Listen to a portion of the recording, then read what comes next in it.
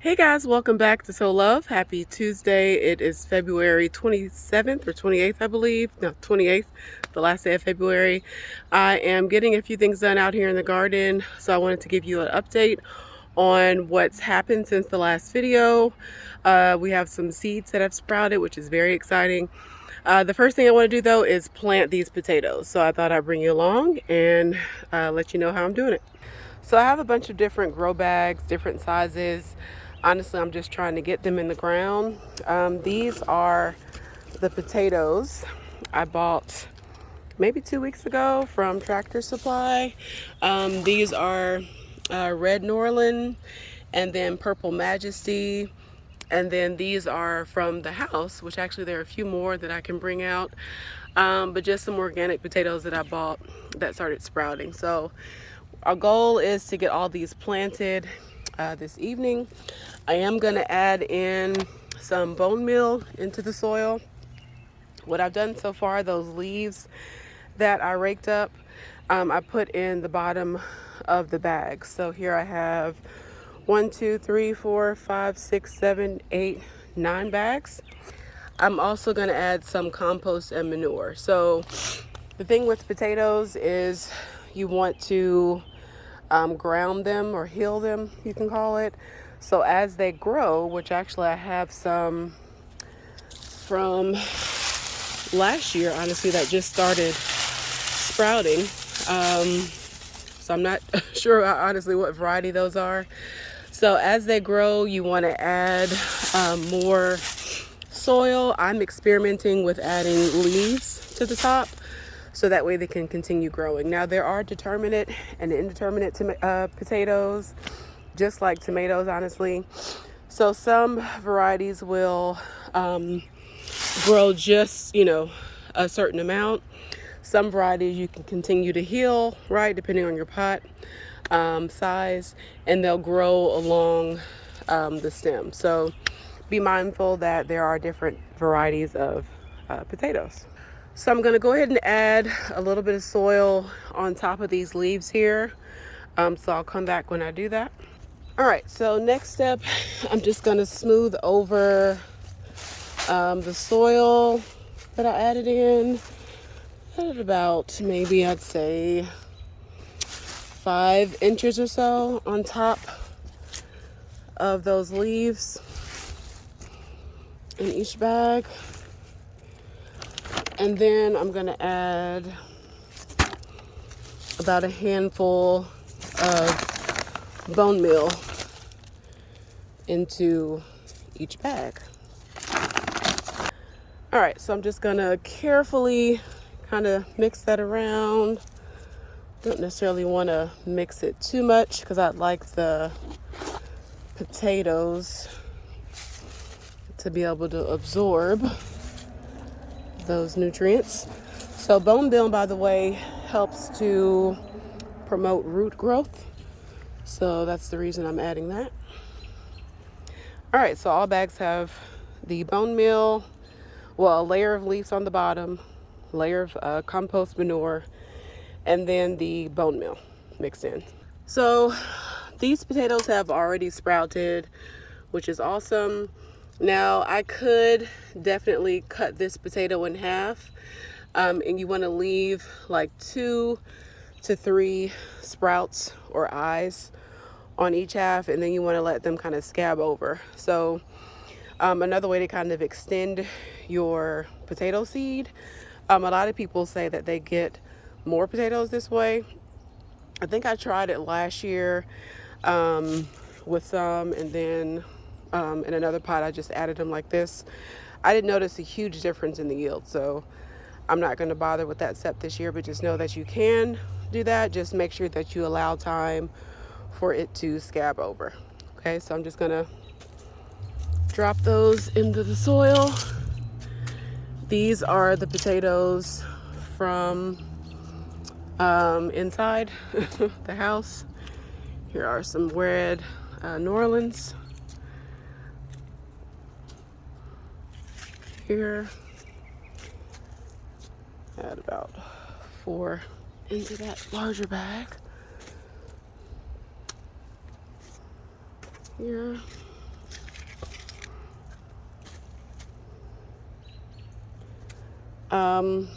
I'd like to keep the varieties the same in each basket or each pot, but I'm not going to stress it because I'm trying to plant, honestly, all these potatoes tonight. All right, so last thing I'm going to do now that everything is in the bag, I'm just going to push them down into the pot, growing bag, and cover them up. So you do want to allow quite a few months before you start harvesting potatoes. I'll give you some updates as we go along. But you heal them depending on the variety, and then you will notice the leaves start turning yellow and dying back. When they die back is when you want to harvest your potatoes. So I'll keep you updated on how those grow. All right, so last time, or one of the last times we were together, I planted some pea seeds. I don't think I did that on camera, but I did mention it. So on the 16th, I planted all these peas. 12 days later, here they come. These over here are leeks, which you can see if you look closely. Those are starting to come up, so that's exciting. Lots of different things just kind of waking up out here in the yard. But the goal of this video is more so to give you an update on how things are going since the last time I sowed seeds. All right, here are some of the jugs for the winter sowing. If you look closely, there are some things coming up. I think those are tomatoes, so you can see definitely one there. Let's see, there's something going on in there. I think that might be tomatoes as well. It's been pretty warm here in Georgia. Today it was almost 80. So I did look ahead in the forecast just out of curiosity. We do have some nights coming up in like the 30s, so like high 38s. So I'll keep an eye on things. But you can see that things are growing pretty well. Chamomile, that's coming up as well. I'm trying to get it to focus. There are some little bitty seed babies coming up there. A lot of things are bolting. So what I'm gonna do is come in and tear off or pinch off that middle flowering stalk just to give myself a little bit more time before I have to harvest, and allow those to grow a little bit more. These are onions, spring onions from the stores. I bought some organic spring onions, chopped off what I needed, and then just planted the bottoms. So I did those in a couple different spaces in my garden. Excited about that. Still have a lot of tidying up to do. Like I said before, it's just been so busy with sports and work and all the things. This is, if you've been following me for a little while, this is actually a flowering decorative cabbage going on its second year. So it overwintered. I thought it had died back, right? And now it's coming back again. So what I'll probably do is pull that up and put it in a pot and let it have another year out here in my garden. Walking onions there. I think these are all Jerusalem artichokes. I'm not sure exactly where I'm going to put those. But if you do grow Jerusalem artichokes, they will take over an area. And just like potatoes, like it's hard to get everyone out. So it's definitely something you want to either put in a large pot or in a container by itself, or in an area just by itself, because it will take over. Quick update on fruit trees and bushes. Everything is starting to bush out. I believe these are the gooseberries. I have a variegated elderberry there that's in a pot. That's starting to come back. I'm trying to go slow so I don't make y'all dizzy. This is a banana plant that has not come back yet, but I'm pretty confident it will.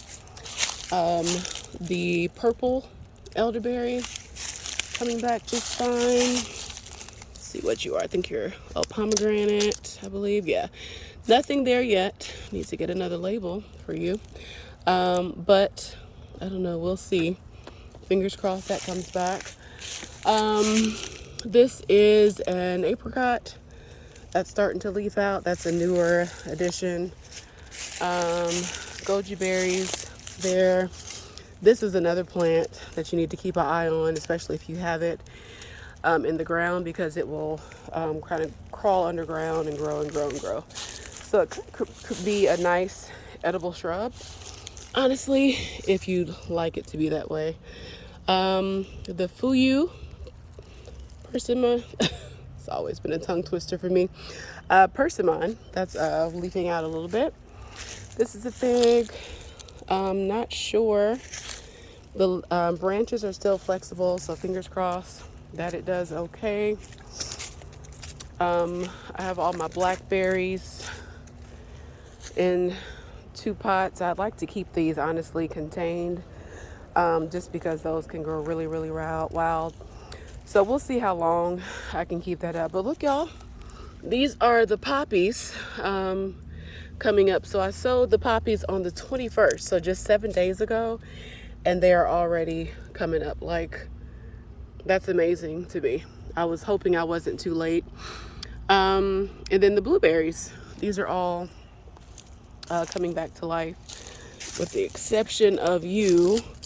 So we'll see how that one does. But they're all waking up. And then I have fruit trees that are planted out here, which are waking up as well, with the exception of this one, which honestly I can't remember what it is. The tag came off. One hopeful thing is it's still green down below, so we'll see. I'll keep you updated on how that goes. This is another little bed that I'm creating, and this is also where I planted my rhubarb. So I actually have 1, 2, 3, and there's another one kind of in that little area there, or it might be here, I don't know. But there's 4 plants here. So this is the, I think, second or third year for the rhubarb. So I'm hoping that gets really big and kind of takes over that area, because I really like rhubarb. Who knew?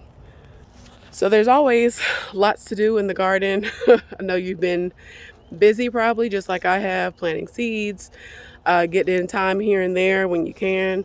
Comment down below. Let me know how things are going and growing in your garden. Let me know if you have any questions down below as well. Any content you'd like to see specifically, let me know that as well. Don't forget to check me out on Instagram at SoLoveGarden. I'd love to keep you a little bit more updated through pictures, some more visual journey there, but we can interact a little bit more on Instagram. So I will see you in the next video. I hope you're doing well. Happy gardening.